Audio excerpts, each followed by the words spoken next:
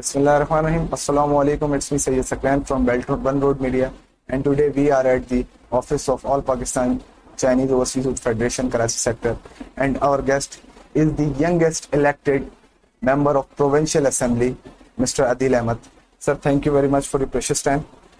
Sir, جیسا کہ آپ کے علم میں ہے کہ پاک چین دوستی جو ہے وہ کسی تعارف کی محتاج نہیں ہے، اور جب سے آپ کی حکومت آئی ہے پاکستان تحریک انصاف کی، تو پاکستان کی دوستی اور نزدیکیاں مزید بڑھ گئی ہیں چین کے ساتھ. تو میں اس میں آپ کی رائے جاننا چاہوں گا کہ پاک چین دوستی کو آپ کس نظریے سے دیکھتے ہیں؟ بسم اللہ الرحمن الرحیم. بہت شکریہ آپ نے پاس موقع دیا کہ پاکستان اور پاکستان کے نیبرز، جس میں سب سے زیادہ ہمارا جن سے اچھے تعلقات ہیں وہ چائنا ہے، اس پر بات کرنے کا موقع ملے. لیکن چائنا جو ہے وہ ایک ایسا ملک ہے کہ جس سے ہمیں بہت کچھ سیکھنے کی ضرورت ہے. بالکل. اور پاکستان کو ایز اے ریاست بھی، جو بھی گورنمنٹ پاکستان میں آئے اس کو ایز اے گورنمنٹ بھی، اور ایز این انڈیویجولس بھی جو ہے وہ ہمیں چائنا سے بہت کچھ سیکھنے کو ملتا ہے. For example prime minister Imran Khan ہمیشہ ایک ایگزامپل دیتے ہیں کہ چائنا نے کس طرح سے کم ترین وقت میں ریکارڈ ترین لوگوں کو غربت سے نکالا. بالکل. اور اس کے پیچھے ان کے کیا راز ہیں وہ سیکھنے کی ضرورت ہے، اور وہ ہمیں امپلیمنٹ کرنے کی ضرورت ہے پاکستان میں بھی. پھر ہم دیکھتے ہیں کہ چائنا جو ہے وہ ڈیولپمنٹ، ترقی کی دنیا میں وہ اس وقت ان چیلنجبل ہے. وہ مطلب آپ دیکھیں تو وہ پوری دنیا میں، دنیا کا کوئی ایسا ملک نہیں ہے جو چائنا کا مقابلہ کر سکے ترقی میں. وہ کم ترین وقت میں پورے کے پورے شہر کھڑے کر دیتے ہیں. بالکل. کم ترین وقت میں جو ہے وہ انفراسٹرکچر ان کا جو ہے وہ دیکھیں آپ شاہکار ترین ہے. اس کے پیچھے وجوہات کیا ہیں جو مجھے تھوڑا بہت سمجھ آتا ہے، جو میں نے کوشش کی ہے دیکھنے کی. چائنا نے جو ہے وہ ہیومن ڈیولپمنٹ پہ بڑا کام کیا. جی.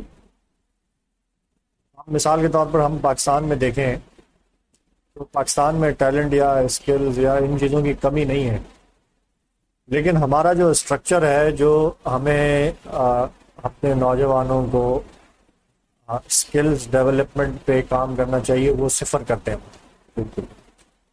میں مثال کے طور پر سندھ اسمبلی، صوبہ سندھ کا جو بجٹ ہوتا ہے، جو ڈپارٹمنٹ، اس میں ایک ٹیکنیکل ایجوکیشن کا ڈپارٹمنٹ ہے. اس کا آپ پچھلے 4-5 سال کا بجٹ اٹھا کے دیکھ لیں تو اس کی جو ایلوکیشن ہے 0 ہے. چائنا میں جو ہے وہ بچوں کو اسکول میں ہی اسکلز سکھائی جاتی ہیں. بالکل. بالکل. ہم ایک ہمارے چائنیز دوست ہیں، ان سے ملاقات ہوئی، یہاں سے وہ 15-17 سال پہلے چائنا گئے تھے. تو انہوں نے ہمیں بتایا کہ وہاں ایک شہر میں موبائل فون کی جو ہے وہ فیکٹری ہے. اچھا، 2 بڑے برانڈ سیمسنگ اور آئی فون دونوں کی پروڈکشن وہیں پہ ہوتی ہے. اور اس ایک پلانٹ پہ 2 ملین لوگ کام کرتے ہیں. یعنی 2 ملین جو ہے وہ اچھے اچھے شہروں کی آبادی ہوتی ہے. 2 ملین لوگ وہاں ایک پلانٹ پہ جو ہے وہ ان کو امپلائمنٹ اپرچونیٹی ملی ہوئی ہے. تو کہنے کا مقصد یہ ہے کہ اگر ہم سملرلی ایک پلانٹ پاکستان میں اس طرح کا کھولنا چاہیں تو ہمیں سب سے بڑی رکاوٹ کیا ہے؟ سب سے بڑی رکاوٹ ہمارے پاس وہ کوالٹی انجینئرز، وہ quality skilled workers, skilled labour ہمارے پاس ہے ہی نہیں. ہماری لیبر یہاں سے جب باہر جاتی ہے دوسرے ملکوں میں کام کرنے کے لیے تو ان کے پاس اسکل نہیں ہے، تو وہ ان اسکلڈ لیبر میں وہ 500، 1000، 800 اس طرح کی درہم سیلریز لیتے ہیں. مطلب سب سے کم سیلریز جو ہیں اس پہ کام کر رہے ہوتے ہیں وہاں پہ. وہی لیبر اگر ہم یہاں سے ٹرین کر کے بھیجیں تو ان کی آمدن جو ہے وہ اور زیادہ ہوگی، اور اسی طریقے سے پاکستان کا جو ریمیٹنس ہوگا وہ بھی بڑھے گا. تو اس سیکٹر میں جو ہے وہ چائنا نے سب سے زیادہ کام کیا، اور ہمیں سیکھنا چاہیے چائنا سے اس سلسلے میں. سر، اسی کے ساتھ ہم بات کو اپنی آگے بڑھاتے ہیں. دوسرے، آپ نے جس طریقے سے ابھی مینشن کیا ایجوکیشن کے پرسپیکٹو کو، اس وقت چائنا میں 21,000 سے پلس پاکستانی طلبہ جو ہیں وہ زیر تعلیم ہیں. اور جیسا کہ آپ کو اندازہ ہوگا، آپ بہتر جانتے ہیں مجھ سے، کہ پاکستان اور چائنا کے درمیان اگر ایک فاصلہ ہے تو وہ لیک آف کمیونیکیشن ہے، لینگویج کا فرق. تو اب دیکھیں چائنا پاکستانی بچوں کو جس طریقے سے اسکالرشپ دیتا ہے اور وہ بچے جا کے چائنا میں زیر تعلیم ہوتے ہیں ایسے ترقی یافتہ ملک میں، تو آپ سے میں یہ جاننا چاہوں گا کہ پاکستان میں چینی زبان کا کتنا فروغ ہونا چاہیے؟ کیا ہم مکمل کر سکیں گے؟ دیکھیں ابھی کافی حد تک تو پرائیویٹ ادارے یا گورنمنٹ ادارے بھی چائنیز کو پروموٹ کر رہے ہیں، لیکن میں چاہ رہا ہوں کہ آپ سے یہ رائے لینا چاہوں کہ عام طور پہ حکومت کا کیا رول ہونا چاہیے چائنیز لینگویج کو پروموٹ کرنے کے لیے؟ دیکھیں لینگویج جو ہے وہ سب سے بڑا بیریئر ہوتا ہے. جہاں ہم کسی ایسے ملک میں جائیں اور ہمیں زبان نہ آتی ہو وہاں کی، تو یہ ایک بہت بڑی رکاوٹ ہوتی ہے اس میں سیکھنے میں اور ان کی چیزیں سمجھنے میں، اڈاپٹ کرنے میں. اور اگر ہمیں ان سے سیکھنا ہے تو آبویسلی چائنا کی ہمیں زبان جو ہے وہ سیکھنا ضروری ہے. اور چائنا کی جو زبان ہے وہ ہے بھی بڑی یونیک. اس کے الفابیٹس ہی 4-5 ہزار تو اس کے الفابیٹس ہوتے ہیں.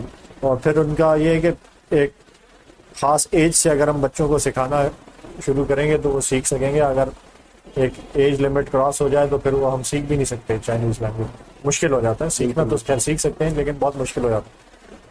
تو میرے خیال سے لینگویجز جو ہے وہ تو جتنی زیادہ انسان کو آتی ہوں یہ ہمیں اس کا بڑا ایڈوانٹیج ہوتا ہے. اور خاص طور پر ایسا ملک جس سے ہم سیکھنے جا رہے ہیں، ایسا ملک کہ جس سے ہمارے تعلقات بڑے اچھے ہیں اور ہمارا ایکسچینج پروگرامز جو ہیں ان کے ساتھ ہونے جا رہے ہوں، تو ان کی جو لینگویج ہے وہ ہمیں بچوں کو سکھانے کی ضرورت ہے. اور گورنمنٹ نے پچھلے دنوں میں میری نظر سے بھی گزرا تھا کہ گورنمنٹ نے فیصلہ بھی کیا کہ وہ چائنیز لینگویج جو ہے وہ سکھائیں گے بچوں کو، مطلب ایز اے لینگویج پڑھایا جائے گا. اور کراچی یونیورسٹی میں اس کے کورسز بھی ہو رہے ہیں. بالکل کنفیوشس. تو اس کا دائرہ کار بڑھنا چاہیے اور لینگویج جو ہے وہ ہمیں اسکولز میں، کالجز میں، یونیورسٹیز میں ایز اے لینگویج یہ ہمیں سکھانا چاہیے بچوں کو، تاکہ زیادہ سے زیادہ ہم چائنا کے ایکسپرٹیز سے، چائنا کے ایکسپیرینسز سے، چائنا کی اچیومنٹ سے جو ہے وہ ہم زیادہ سے زیادہ گین کر سکیں.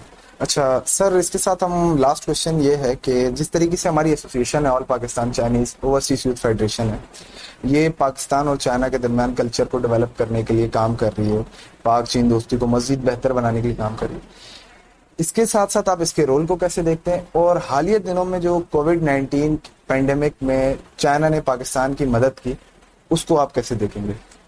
دیکھیں چائنا نے تو کووڈ کے اندر انپریسیڈنٹڈ اور جس طرح ایک دوستی کا حق ہوتا ہے ادا کیا.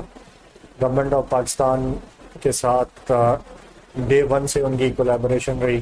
جس طرح سے انہوں نے ہمارے وہاں پہ اسٹوڈنٹس کو ہوسٹ کیا، ٹریٹ کیا، پھر جس طرح سے انہوں نے پروفیشنلز، ہیلتھ ایکسپرٹس وہاں سے بھیجے ٹریننگ کے لیے، اور گورنمنٹ آف پاکستان کے ساتھ مل کے اس پورے پینڈیمک میں انہوں نے مدد کی. تو ہم اس پہ ہم چائنا کے شکر گزار ہیں. اور یہ کولیبوریشن ختم نہیں ہوئی، یہ چل رہی ہے اور انشاءاللہ چلتی رہے گی. All Pakistan Chinese overseas youth federation کا بھی میں بہت شکر گزار ہوں. بہت شکریہ کہ وہ کم از کم ایک کوشش کر رہے ہیں اس کلچرل ایکسچینج پروگرام ہو، لینگویجز ایکسچینج پروگرام ہو، ایکسپرٹیز ایکسچینج پروگرام ہو، ان پہ وہ کوشش کر رہے ہیں. اور امید ہے، میری تمام تر نیک خواہشات اس یوتھ فیڈریشن کے ساتھ ہیں کہ وہ اس کا دائرہ کار بڑھائیں انشاءاللہ، اور آپ لوگ اس میں کامیاب ہوں. اور پاکستان کی بہتری کے لیے دیکھیں، ہمارے اگر بچے یہاں سے وہاں سیکھنے کے لیے جائیں گے اور یہاں سے جو ہے وہ آپ اس کا ایک ذریعہ بنیں گے، تو یہ ایک ایسی چیز ہے کہ اس کا ایک دو کو نہیں، اس کا جو ہے تھاؤزنڈز آف فیملیز کو اس کا فائدہ ہوگا. اور اوور آل امپیکٹ جو ہے وہ ملک کے اوپر بھی اس کا آتا ہے. جس طرح سے میں نے کہا کہ ہمیں ضرورت ہے چائنا سے سیکھنے کے لیے ہر میدان میں، ٹیکنیکل ٹریننگز ہماری اس میں ہوں، سائنٹیفک ریسرچ میں، ٹیکنالوجی میں، انفراسٹرکچر ڈیولپمنٹ میں بہت کچھ سیکھنے کو ہے، اور یہ ایک اسٹیپ فارورڈ ہے، ایک رستہ ہموار کر رہا ہے اس منزل کی جانب۔ بہت شکریہ سر۔ پھر سر، پاک چین دوستی زندہ باد کے نعرے سے ہم اپنی گفتگو کا اختتام کرتے ہیں، میں چاہوں گا آپ سے۔ ہاں بالکل، ہماری دعا ہے کہ یہ دوستی جو ہے پاکستان چائنا کی ہے ایسی ہی رہے، اور مزید دونوں ملکوں کی جو لوگ ہیں ان کے لیے فائدے کا سبب بنے۔ جی سر، ایک بار کیمرے پہ پاک چین دوستی۔ پاکستان چائنا دوستی جو ہے زندہ باد۔ شکریہ۔